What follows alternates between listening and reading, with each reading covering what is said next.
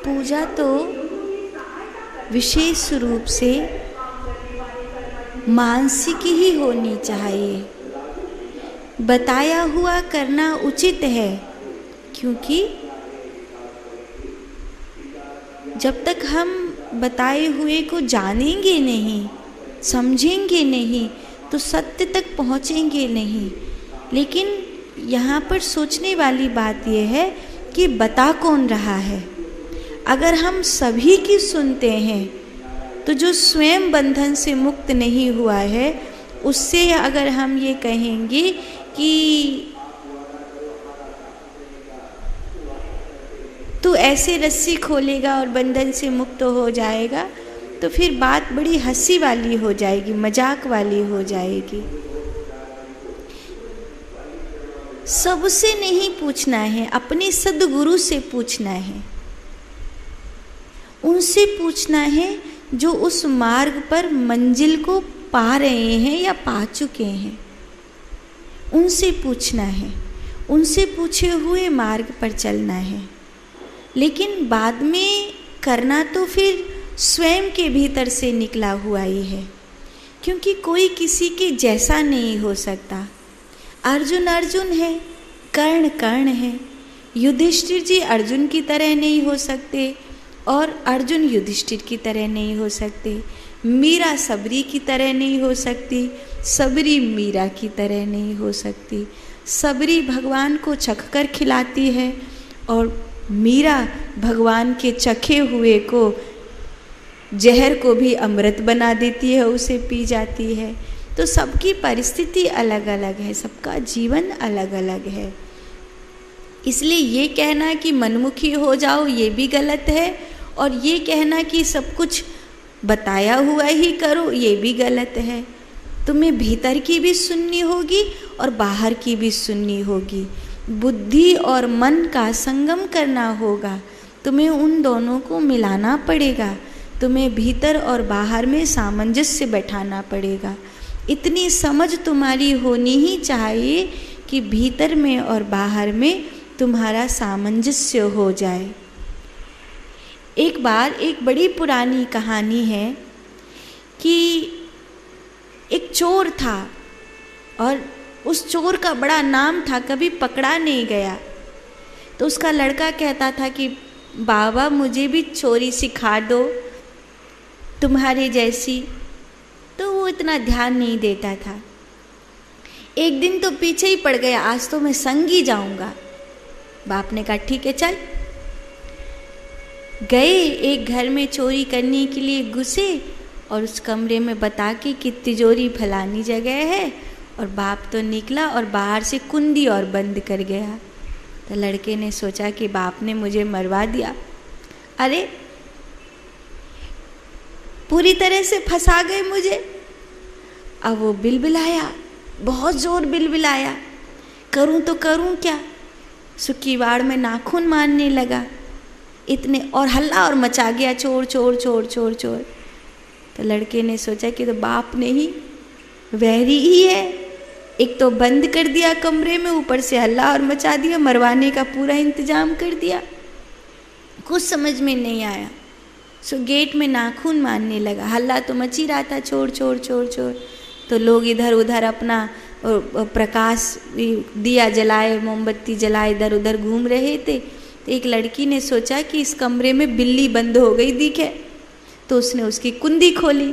कुंडी खोली तो वो चोर जो है धक्का देकर भागा, बहुत ज़ोर से भागा।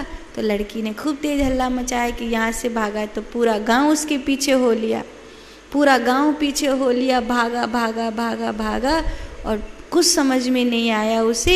एक कुआं दिखाई पड़ा और उस कुएं में गिरता गिरता बचा ही तो एक बड़ा सा पत्थर रखा था, उस पत्थर को उठा के उसने कुएं में पटक दिया और वहीं छुप गया।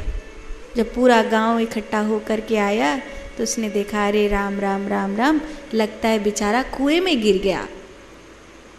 बहुत देर तक देखते रहे, लेकिन लगा कि अब सवेरे आके देखेंगे क्या होना है क्या नहीं होना।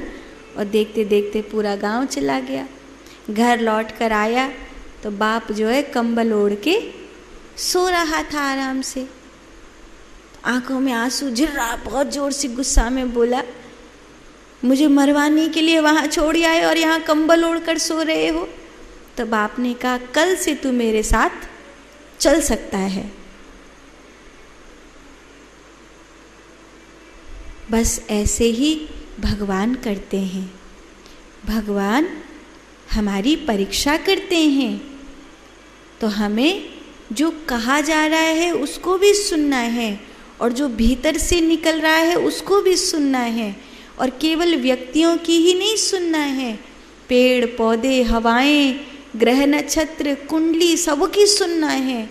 और सबकी सुनते सुनते सुनते सुनते किसी दिन ऐसा होगा कि हमें परमात्मा की सुनना आ जाएगा। और जिसको परमात्मा की सुनना आ जाएगा उसको समझ आ जाएगी कि मुझे अब करना क्या है। तो ये आपके प्रश्न का उत्तर है।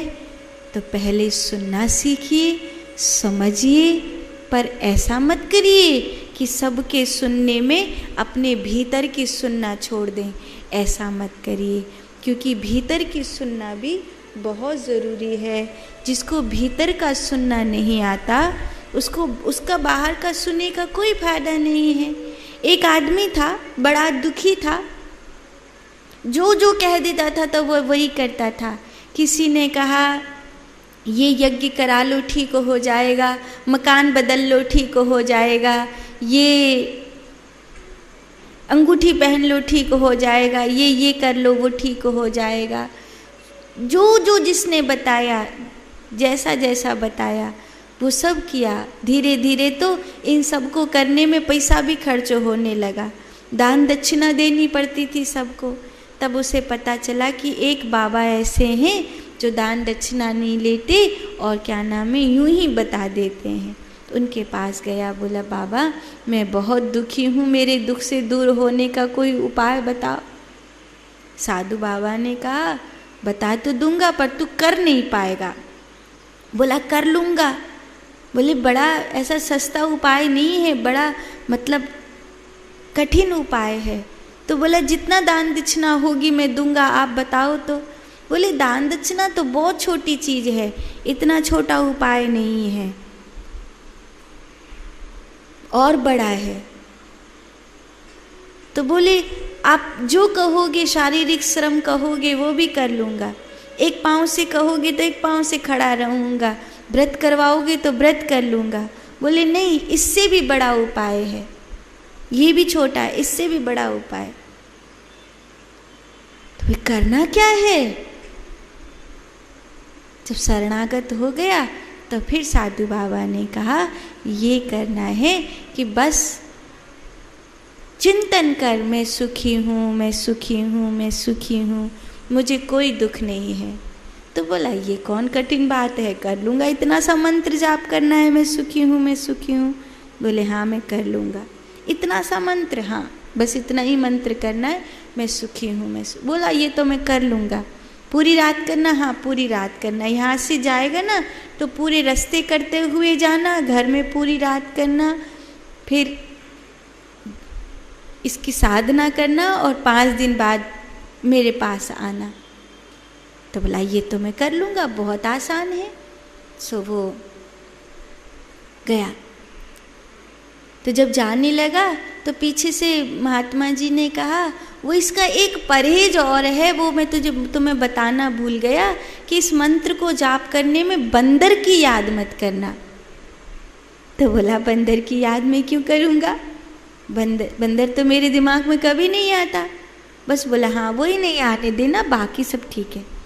तो वो ठीक है। उसने जब शुरू किया कि मैं सुखी हूँ, मैं सुखी हूँ, मैं सुखी हूँ, तभी उसे एक रोड पर बंदर दिखाई दिया। तो उसने कहा कि गुरुजी ने कहा है बंदर का चिंतन नहीं करना। तो अपने दिमाग में से बंदर को हटाने लगा, लेकिन तभी उसे बंदर का ख्याल दिमाग में आ गया। वो भूल ही गया कि बंदर का चिंतन नहीं करना है। बंदर का ख्याल चलता रहा, बंदर का ख्याल चलता रहा। फिर उसने अपने दिमाग में सटाया कि मुझे बंदर का ख्याल नहीं करना है। तभी घुर्राने की आवाज़ आई, तो वो बंदर का ख्याल तो करना ही नहीं है। तो घर पहुंचा। मैं सुखी हूँ, मैं सुखी हूँ, मैं सुखी हूँ, मैं सुखी हूँ। बंदर का ख्याल नहीं करना है। और चारों तरफ बंदर ही बंदर दिखाई दे, पेड़ के बंदर दिखाई दे, रोड के बंदर दिखाई दे, सब जगह बंदर ही बंदर, बंदर ही बंदर दिखाई दे। घर पहुंचा तो अपनी पत्नी से बोला, ए बंदरिया, बंदर परोस दे। तुम्हारी बुद्धि खराब हो गई है? अरे नहीं, मैं मंत्र जाप कर रहा हूँ, मेरा मंत्र। तो उसने कहा कि इतना बंदर का ख्याल आ क्यों रहा है? फिर ध्यान में बैठा जैसा गुरुजी ने बताया था, लेकिन बार बार बंदर का ख्याल आए, बार बार बंदर का ख्याल आए। 5 दिन की कहा था, दूसरे ही दिन घर गुरुजी के पास पहुंच गया और बोला कि बाबा, अगर आप नहीं बोलते कि बंदर का ख्याल नहीं करना तो मुझे कभी बंदर का ख्याल नहीं आता। अभी मुझे आपके पास जो पेड़ पर बंदर बैठा है वो भी दिखाई दे रहा है, मुझे चारों तरफ बंदर ही बंदर दिखाई दे रहे। आपने ये बताया ही क्यों कि बंदर का ख्याल नहीं करना है? नहीं तो मैं अच्छा भला मंत्र जाप कर ही लेता। तो बाबा ने कहा, बस पुत्र, यही मन का स्वभाव है। जैसे तुम इस बंदर के ख्याल को नहीं हटा पा रहे हो, ऐसे ही दुख के ख्याल को तुम्हारा मन नहीं हटा पा रहा है। तुम्हें अपने मन को जीतना होगा। भूतकाल के चिंतन को और भविष्य की योजनाओं को थाम कर इसी क्षण वर्तमान में तुम क्या अच्छा कर सकते हो, इस पर तुम्हें चिंतन करना होगा। जब तुम इस पर चिंतन करोगे तो धीरे धीरे धीरे धीरे तुम अपने दुखों से अपने आप दूर मुक्त हो जाओगे। तब उसको समझ में आया कि मेरे दुख का कारण कोई और नहीं है, मेरे दुख का कारण मैं ही हूँ। तो इसीलिए ये आपके प्रश्न का उत्तर है कि बाहर की भी सुनो, पर उससे ज़्यादा ज़रूरी है भीतर की सुनो। कौन क्या कह रहा है, इससे तुम्हारे दुख दूर होंगे। परमात्मा क्या कह रहे हैं, इससे तुम्हारे दुख दूर होंगे। ये तुम्हारे प्रश्न का उत्तर है।